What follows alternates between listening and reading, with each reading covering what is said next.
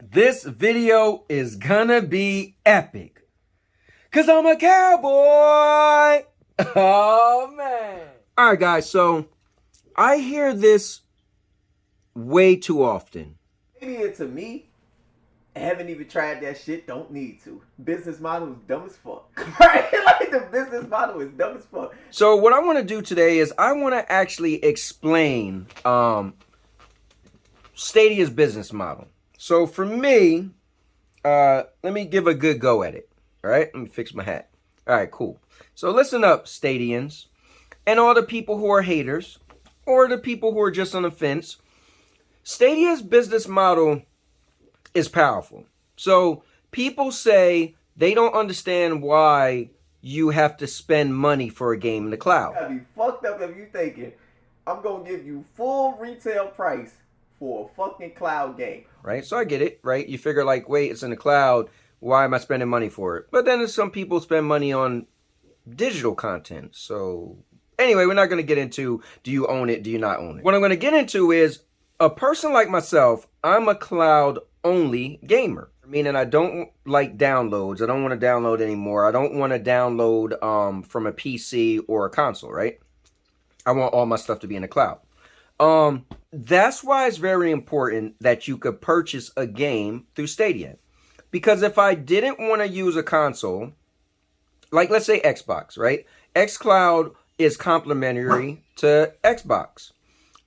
You could purchase any game on Xbox, and then you could play some games through the xCloud service in the cloud, right?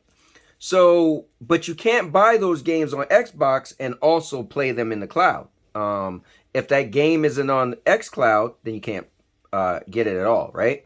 And then imagine if there was a game you liked on xCloud and they took it off of xCloud. Yes, you could still play it on your Xbox console, but you could never play it back in the cloud, right? So games don't stay forever.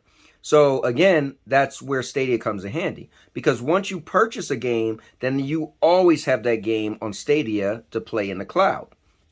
So Stadia's library is very important when it comes to their business model because they have AAA titles, they have a bunch of games, and once you purchase them, you keep them. So let's even talk about Pro. So Pro business model is for you to be able to get some extra games, some cheaper games, some older games. Sometimes you get some day and date games, but not like a AAA day and date game, right?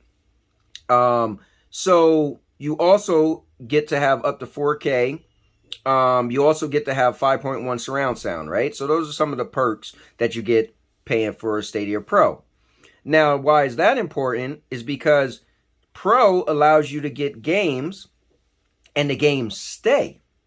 Now, I actually know some people who complain. I'm going to go back to the original plan of playing Psychonauts 2, which is also on Game Pass, right? And then somebody left a comment in one of my videos that said, hey, Doc, just so you know, the Yakuza series is leaving Game Pass soon. I was like, oh, snap. Because it's leaving within a month, I'm playing Yakuza, which means Psychonauts 2 now sits in the back burner because I'm playing Yakuza. And I started to realize, like, yo, this gaming service is legit influencing how I play games. The fact that I should be playing Psychonauts 2, but I'm playing Yakuza because it's about to leave, that's where I'm kind of like, I just know that I don't like that I got to rush through Yakuza. Maybe we need more time.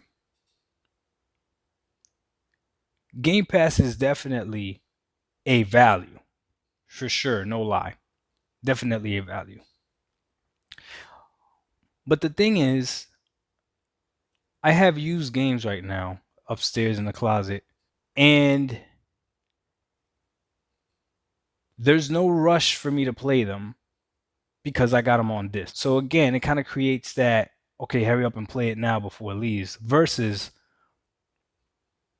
buying the game and then whether you buy it used or new, and then knowing you go back to it whenever you want. Okay, I could see where this could backfire on me. Because right now, I don't like the fact that Yakuza 1, 2, and Zero are going to go ahead and leave the service that I'm paying $15 for.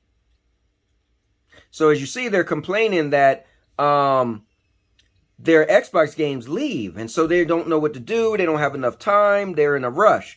But on Stadia, those games stay. So that's important to have a pass where your games stay. So the business model, guys, don't look at it as, well, why would I buy a game in the cloud? Because Stadia is your alternative to a PC or a console. On Stadia, you could say I am a true 100% cloud gamer because I purchased my games through Stadia's storefront and therefore have them on Stadia. So let's say GeForce Now. You purchase your games through somewhere else and then you actually play them through GeForce Now. So if there's an issue with deals or something, that game could come off, and then you can't just keep them on GeForce Now because you bought them through a different storefront. So just think how important and how powerful Stadia's business model is. Now, if you always compare it to, well, I got a console, then I get that. Then I get that, right? Because you got a console, you can always play your games that you purchase on your console or on your PC. I get that. But if you're like me and you're only going to play in the cloud, then Stadia's business model is very powerful. So I hope I relayed that to some of the people who don't understand or don't like Stadia's business model. And if you don't like it, that's fine. But just understand, if you said, I'm going to make Stadia my 100% platform, then the business model makes sense because that's where you get your games from. And then they stay on Stadia. So with that said, guys, make sure you're checking out this new series I'm doing called Stadia Cowboy. So let's talk. I got a bunch of different topics that I discussed that's already on there. Go to my channel and just go to that playlist and check them all out. It's pretty cool. And it's some impactful stuff. But with that said, so let's talk. And now your mama knows.